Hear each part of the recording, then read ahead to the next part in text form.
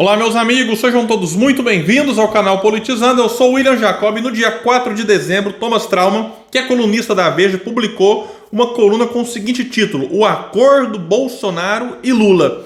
Eu li, preferi esperar, tinha ali sim algumas evidências de que o que ele falou no dia 4 aconteceria, mas eu vou esperar para gravar um vídeo sobre isso. E aí, não é que ele estava certo e aconteceu algo que ele disse que aconteceria? Então vamos falar sobre isso, mas antes eu quero pedir a ajuda de quem chegou no canal, não está inscrito ainda. Se puder, se inscreva, ativa aí esse sininho das notificações. Inclusive, nós temos a possibilidade de se tornar membro do canal e colaborar a partir de R$ 1,99 por mês. Essa é uma ajuda fundamental aqui para a gente continuar nosso trabalho, assim como deixar like se gostar, dislike se não gostar, comentar, compartilhar. Então é isso, pessoal. É o seguinte, eu vou pegar aqui alguns pontos do que disse Thomas Trauman e já atualizar em relação ao que aconteceu no dia 7.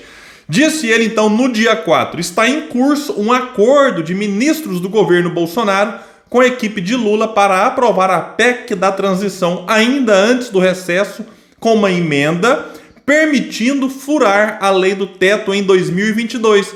A negociação deste último artifício fura-teto é um dos motivos para o pedido de demissão na sexta-feira, no dia 2, do secretário do Tesouro, Esteves Colnago. Então, sim, a situação é caótica. Ele vai destacar, por exemplo, que em novembro a Secretaria do Tesouro anunciou o bloqueio de 5,7 bilhões de reais do orçamento deste ano para manter as contas dentro, das regras da lei do teto. O que significou, e vocês devem ter visto notícias nesse sentido, o cancelamento da emissão de passaportes, atraso no pagamento das contas de luz das universidades e pagamento de pensões, e diz que desde setembro o Tesouro contingenciou 15,4 bilhões de reais, incluindo 7,9 bilhões das infames emendas do orçamento secreto. Ao anunciar o bloqueio, Colnago, ex-ministro do Planejamento da gestão Temer, reconheceu que, abre aspas, o governo nunca passou tão apertado assim, fecha aspas. Na prática, se cumprir a lei do teto de gastos, o governo Bolsonaro terminará num apagão. E aí, aquele acordo que ele havia dito lá no dia 4 se concretizou e a PEC da transição foi aprovada no Senado em 2 turnos no dia 7.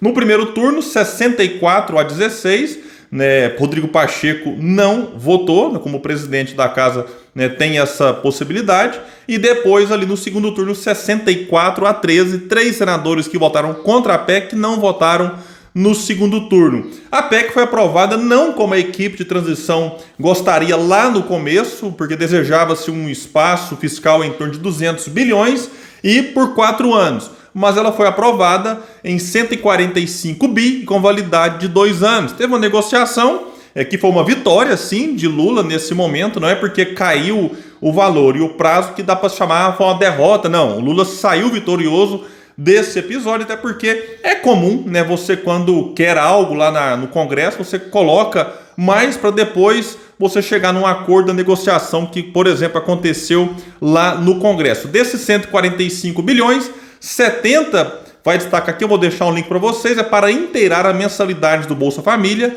e bancar o adicional por criança. Promessas de campanha de Lula de manter o Bolsa Família, que é Auxílio Brasil, vai voltar a se chamar Bolsa Família, de R$ 600 e o adicional de 150 quando tiver criança de até 6 anos. E os outros 75 bilhões para aumento do salário mínimo, complementação do farmácia popular, merenda escolar, entre outros. E Lula, outro detalhe que também foi aprovado, tem até agosto para enviar um novo regime fiscal no lugar do teto de gastos. Isso eu acho importante, porque esse teto dos gastos aqui é uma excrescência, é um absurdo, que desta forma nós só temos no Brasil, não existe em nenhum outro lugar do mundo um teto de gastos com status constitucional e o nosso com validade de 20 anos. E aí, com a aprovação da PEC da transição, isso, aí parte do acordo, gerará um alívio para o governo atual. Então, ajuda Lula, ajuda Bolsonaro.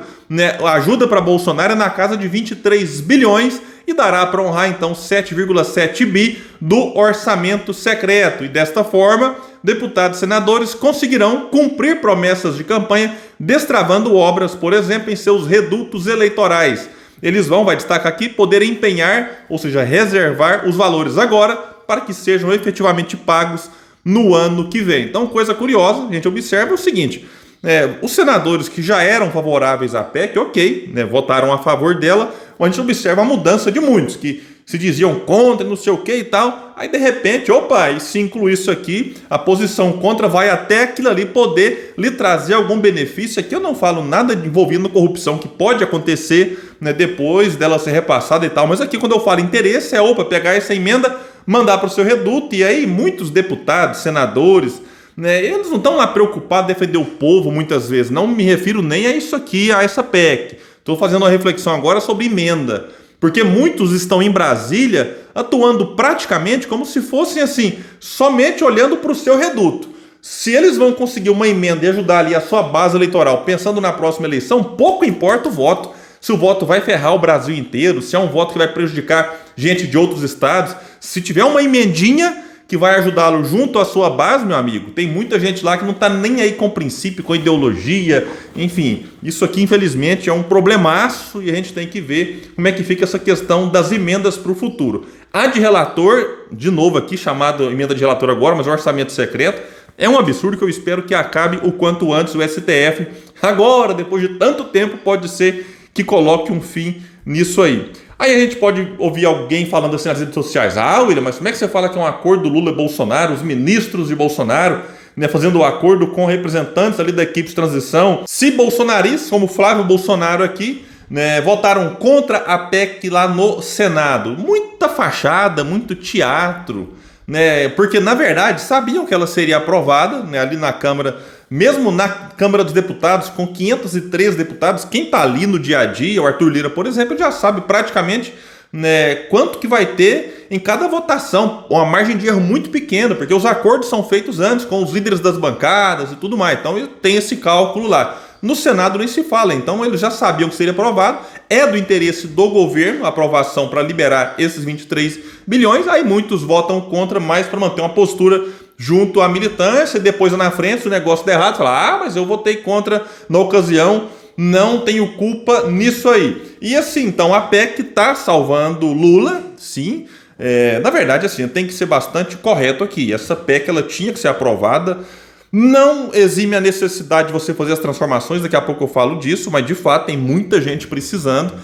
De fato você ter um recurso que vai trazer comida, né, para as pessoas. Então eu não sou contra essa PEC de forma alguma, mas ela ajuda também Bolsonaro. E aí parte do caos que Bolsonaro vive agora e está sendo salvo pela PEC é culpa dele próprio, do seu governo, que abriu os cofres antes das eleições para salvar a popularidade dele. Aí virou auxílio daqui, auxílio dali, caminhoneiro, motorista aplicativo, né, gás, enfim, coisas que foram para o povo. Então eu sou mais contra aquilo que vai para banqueiro, para juro, para rentista e tal. Mas teve um descontrole orçamentário antes e aí chega no final, aí, como disse ali, né, num apagão geral. Mas aqui também tem a culpa do teto de gastos, como eu disse, espero que isso tenha fim. E aí uma matéria vai até destacar a situação de agora, que o resultado nesse fim de governo é terra arrasada, universidades sem recursos, residentes de medicina que atendem hospitais universitários e bolsistas da CAPES sem pagamento, falta de medicamentos no programa Farmácia Popular e até carros da Polícia Rodoviária Federal com manutenção suspensa. Eu espero que esses 23 bilhões,